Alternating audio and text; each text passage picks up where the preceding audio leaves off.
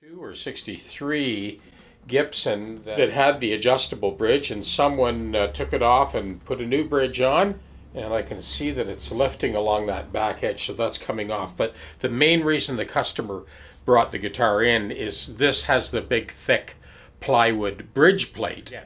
So there's a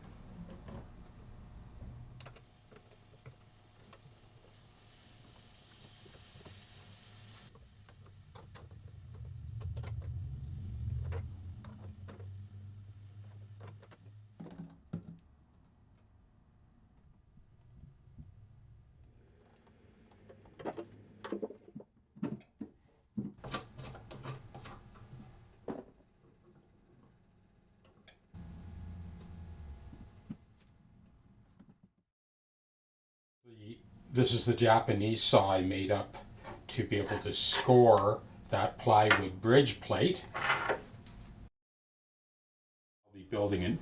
I'll be fabricating a new, thinner, solid maple bridge plate for that one today.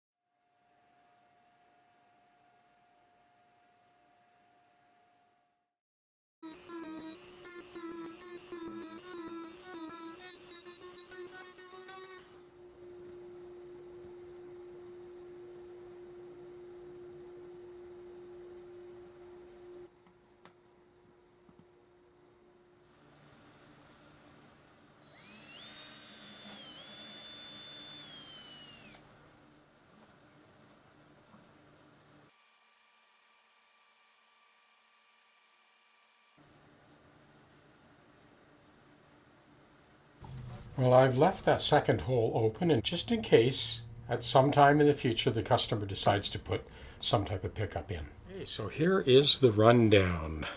When the customer brought the guitar in, the bridge was actually lifting on that back side. I'm going to bring you in for a real close look at both sides. So those little pearl dots you see on either side of the ADJ, or adjustable bridge J-45s, they're not just there for decoration. There are two fasteners under there, and the reason those fasteners are there, right behind the bridge pins, it's barely 1/8 of an inch. So we now have those fasteners in there, and we have our new bridge plate. So when I glue the bridge on, I do not through drill the middle 4 holes. I just drill the 6th string and the 1st string, and that allows me to index the bridge in the perfect position. And then after it's glued, I use this sort of backup template. And I feed that in from underneath like so. That allows me to through drill those middle 4 without any breakage on the inside when the drill bit exits. So there's our close-up of the front of the bridge, and here is the back of the bridge. We did radius the foot of that bridge on the radius disc sander conversion kit for the drill press, and between those fasteners and a perfect fit, this bridge is not coming off. Oh, the other thing I wanted to mention is underneath that last bridge, there were a bunch of voids, holes where all the fasteners were taken out, and he didn't take the time to fill those holes. So I went ahead and did that, cut up some dowels, and filled all those holes and leveled them before we glued this replacement bridge on. I did notice on the inside of the guitar there was some glue droplets when the guy had glued that other bridge on, so I cleaned those up as well. I replaced the plastic pins with bone pins with an Avalon dot. You see how close those strings are to the outside of that fret. Well, that's exactly the way they were. Here's the original nut, and it fits perfectly. So Ron had mentioned that he liked the fact that the spacing was a little bit wider, and they're not slipping off the edge, they're fine. And of course now the thing's perfectly intonated, the nut and the saddle, and you're going to hear that in a second. Here's our tuning check.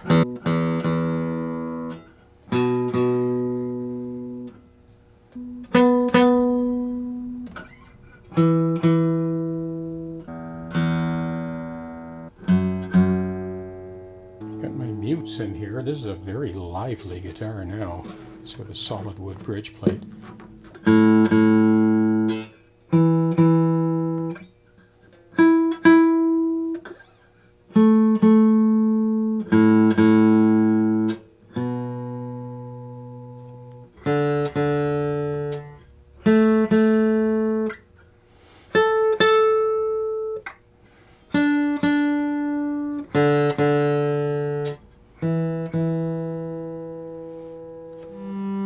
So I'm swinging the camera over to this tuner because for some reason the software on that Clear Tune tuner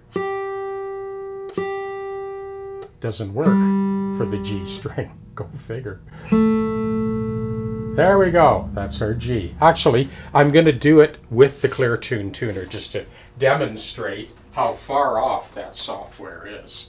So you just witnessed that G string is perfectly in tune, and this is the reading we get with the Clear Tune tuner on the G string.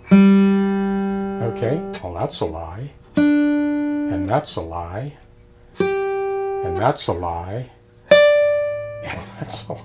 I have no idea why there's a glitch for the G, but there is. I'm not making this up. We're done the G, let's move to the B. Here's our B.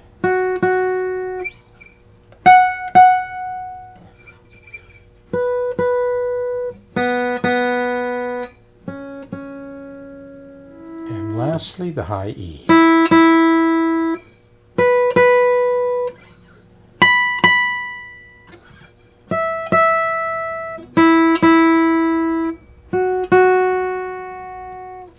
Now we'll play some chords.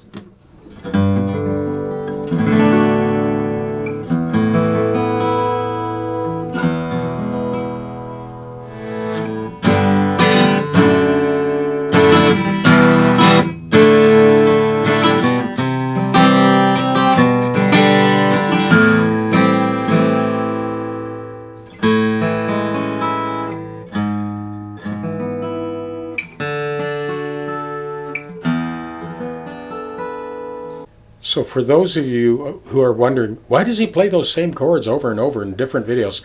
Well, here's why. Because I want to be able to play across the entire span of the neck, full chords, so you can hear every note, every string, every fret. And you can hear that the guitar is in tune with itself across the entire span.